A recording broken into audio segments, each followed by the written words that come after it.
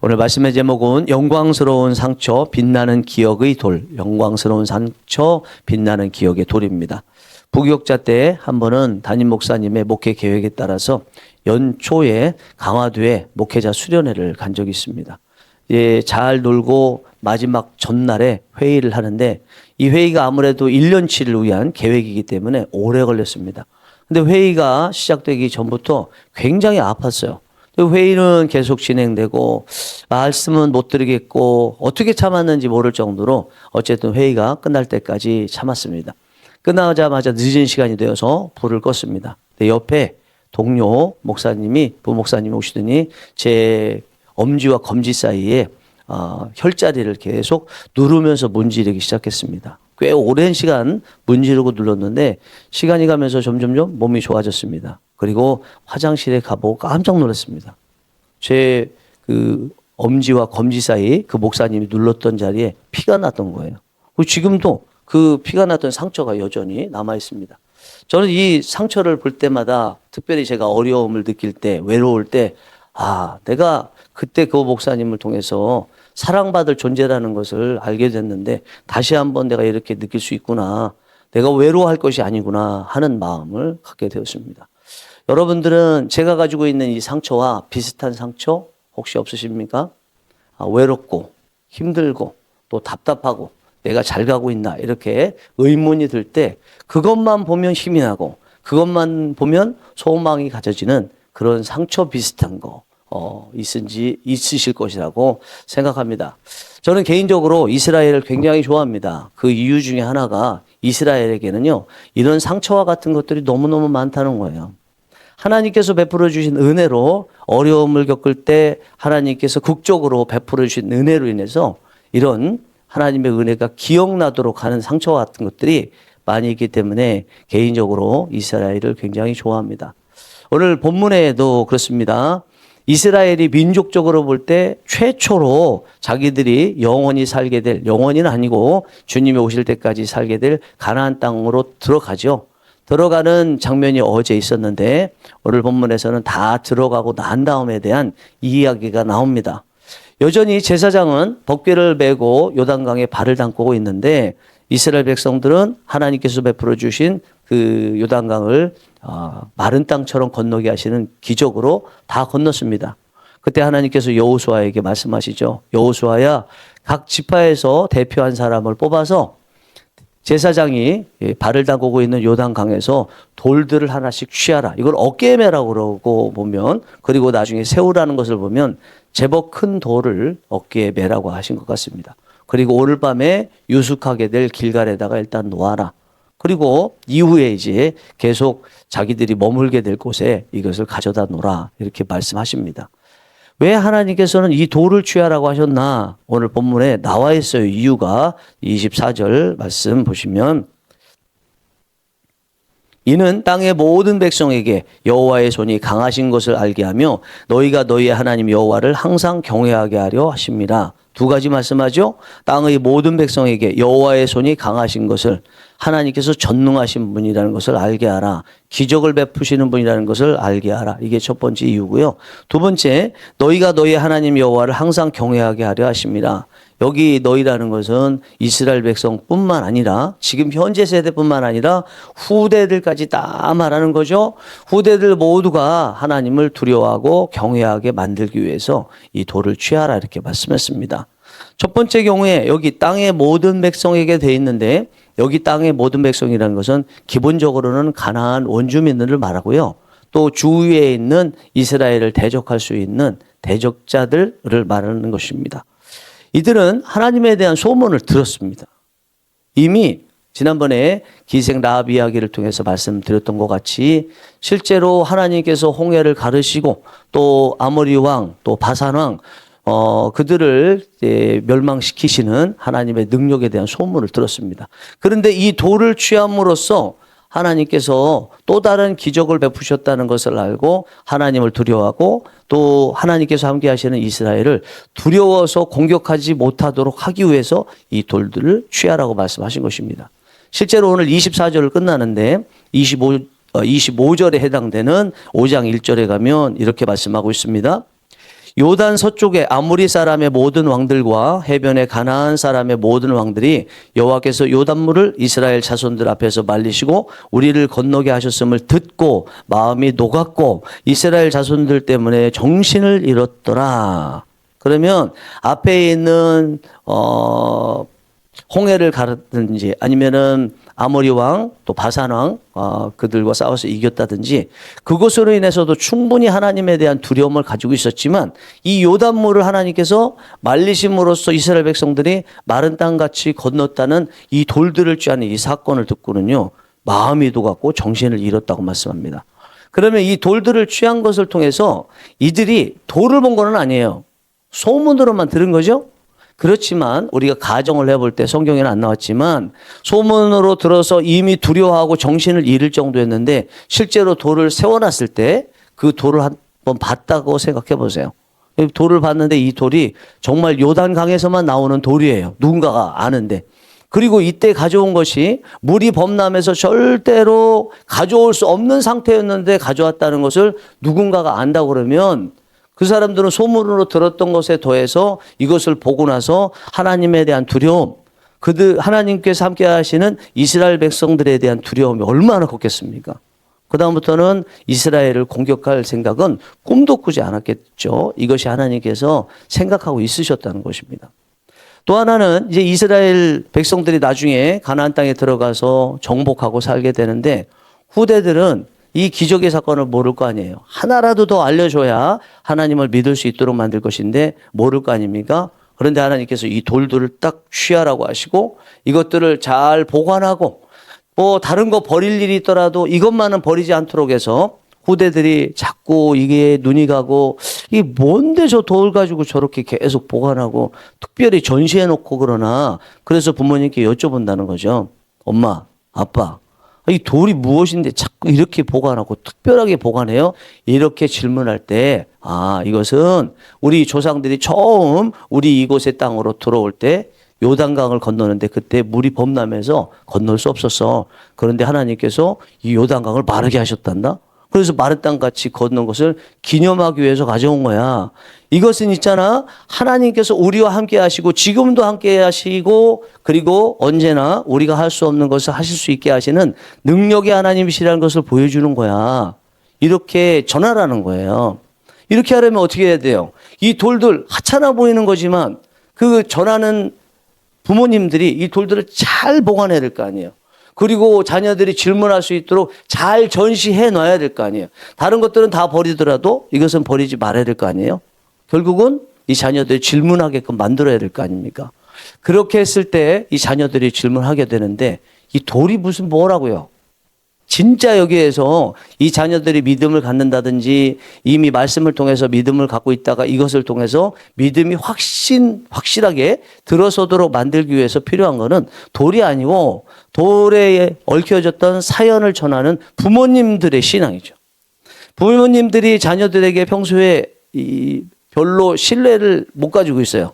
인격적으로도 신뢰를 못 갖고 말은 하나님이라고 하면서 삶의 모습을 보면 영적으로 전혀 신뢰를 가질 만한 모습이 아니라면 이 돌 어디에서도 구할 수 있을 것 같은 돌 보면서 예수님을 믿겠습니까? 안 믿겠죠. 그죠? 결국은 이 이야기 속에서 중요한 것은 부모님들이 전하는 사람이 중요하다는 것입니다. 사람을 통해서 하나님께서 역사하신다는 것입니다. 그렇게 부모님들이 온전히 신뢰할 만한 모습으로 살아갈 때 자녀들이 그것을 보면서 하나님을 알게 되고 믿게 되고 어려움이 있을 때 이것을 보면서 그래 이 돌이 취해진 그때 당시에 요단강을 마르게 하셨던 하나님이 지금 나의 하나님이지 내가 기도하면 되지 하나님께 도움을 청하면 되지 하는 마음으로 하나님 앞에 나아갈 수 있을 거 아니에요. 그런데 부모님들이 전혀 신뢰를 못 쌓아. 그 다음에는 이 돌은 하찮은 돌이 되버린 거죠. 그리고 요단강의 그 기적 이야기는 다 없어져 버리는 거죠.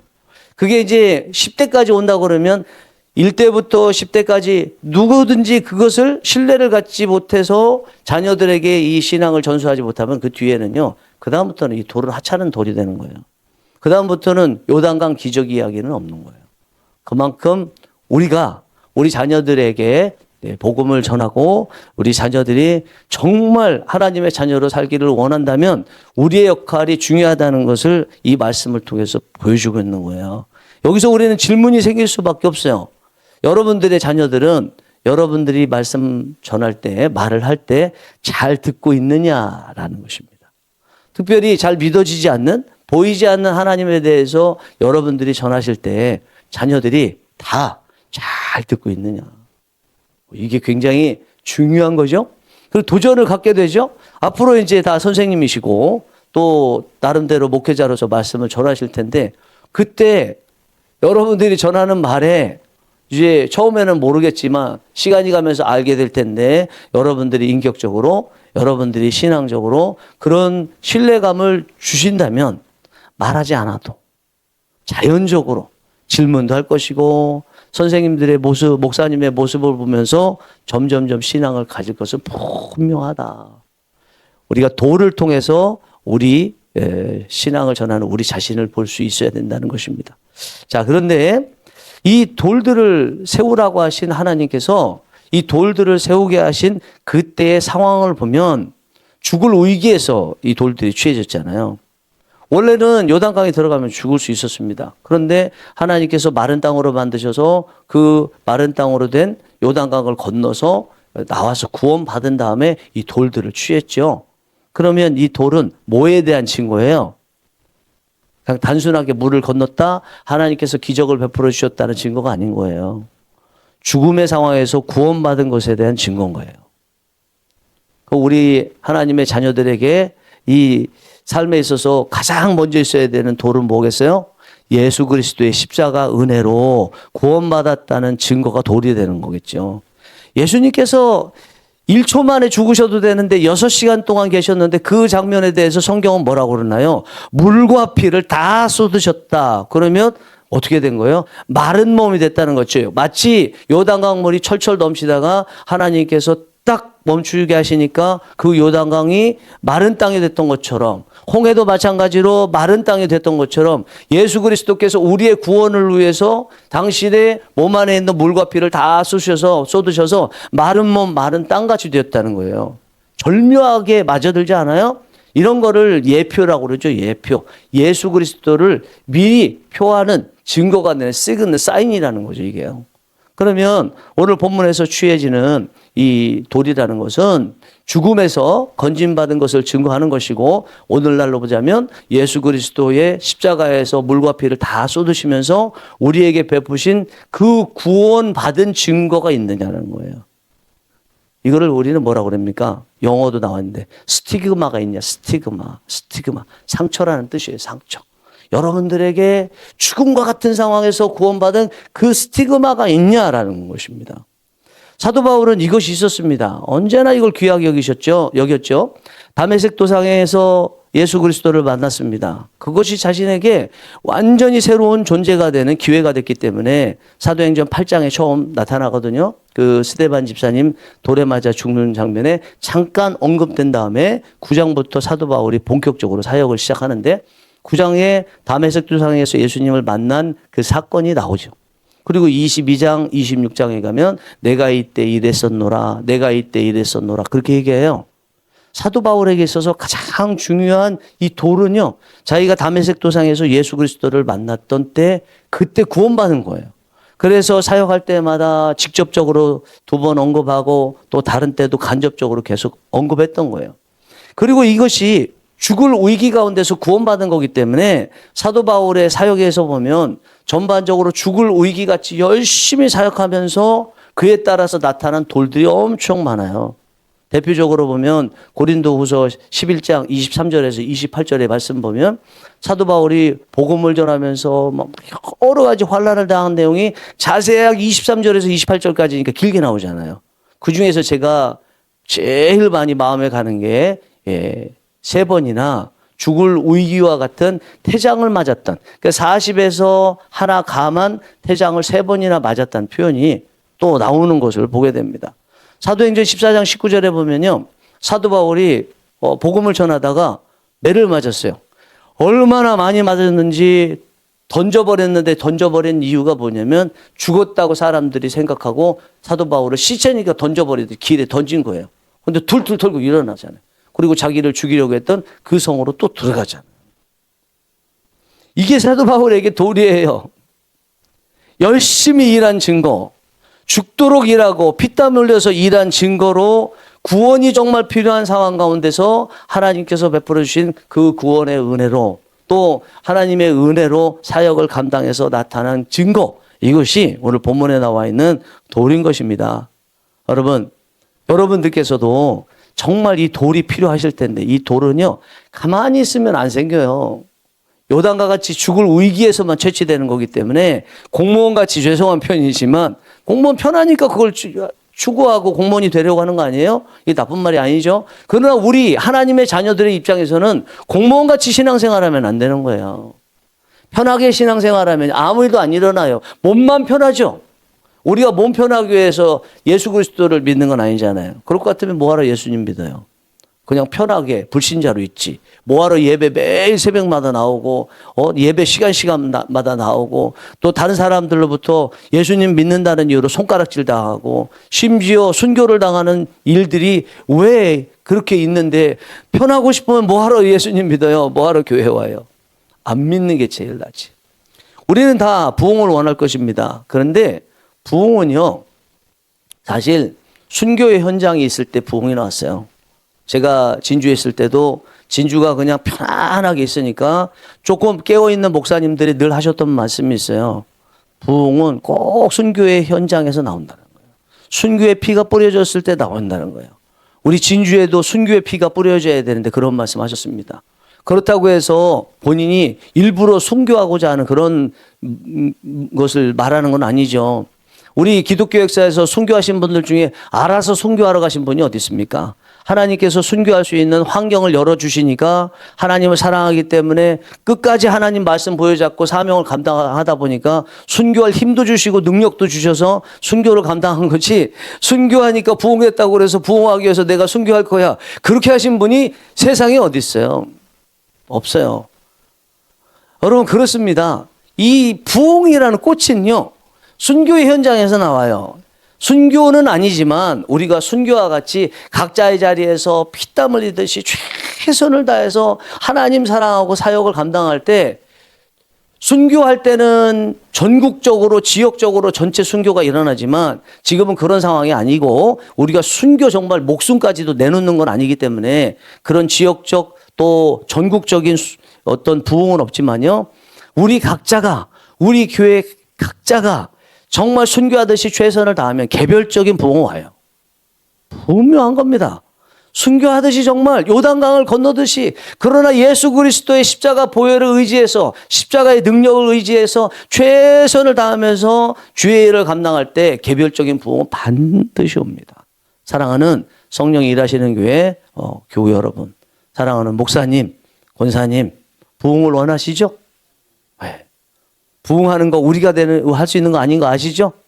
우리는 단지 하나님께서 부흥시키실 수 있는 동기만 제공해 드리는 거죠. 우리가 제공해 드린 거에 30배, 60배, 100배, 5병2호와 같이 하나님께서는 더해서 부흥을 주십니다. 그러나 부흥의 씨앗 자체는요, 하나님 은혜이기도 하지만 우리가 요단강으로 가야 되고, 요단강을 하나님께서 사실은 우리가 가려고 해서 간 게 아니고 하나님께서 가라고 해서 가게 된 것이니까 우리가 그냥 스스로 갈 수는 없지만 최선을 다해서 하나님께서 이끄시는 요단강인 우리 지금 사역지에서 있으면 하나님께서 부흥을 주십니다. 개별적인 부흥. 그러다 보면 우리 하남에도 또 우리 대한민국에도 순교해야 될 날이 와요. 그때 또 부흥이 생겨요. 요엘서 2장 28절 29절의 말씀, 그리고 그것이 실제 이루어진 시점이 되었던 오순절 마가다락방의 성령의 역사로 시작됐는데 그게 완결점이 아니잖아요. 모든 민족에게 하나님의 자녀가 되는 놀라운 역사의 그것은 마지막 우리가 7년 대환란 때 그때 꽃을 피우는 것입니다. 두 증인이 되고 이렇게 꽃을 피우는 것입니다. 나중에 요한계시록을 하겠는데, 조금만 인원이 더 차면 요한계시록 강해를 하겠는데 정말 크게 은혜가 되고 앞으로 미래를 준비할 수 있는 것인데 여러분들께서 그 일에 씨앗과 같이 쓰임 받고 있다는 것을 생각하시면서 기쁨으로 예수 그리스도를 부여잡고 나아가시는 은혜가 있기를 원합니다. 사랑하는 교우 여러분, 이 새벽에 여러분들께서 기도하실 거 아니에요. 눈물 뿌리면서 우리는 지금 의자가 있으니까 무릎 꿇고는 아니지만 마음으로 무릎 꿇듯이 그렇게 기도하실 거 아니에요. 그 여러분들의 눈물 어린 기도, 마음에 무릎 꿇었던 그 무릎, 여러분들에게 우리 교회에 놀라운 부흥을 위한 돌이 될 줄 믿습니다. 그리고 여러분 가정, 여러분 직장에도 하나님께서 이전에 보지 못했던 크나큰 기적의 돌들을 세워주시는 은혜를 오늘 주실 줄 믿습니다. 기도하시겠습니다.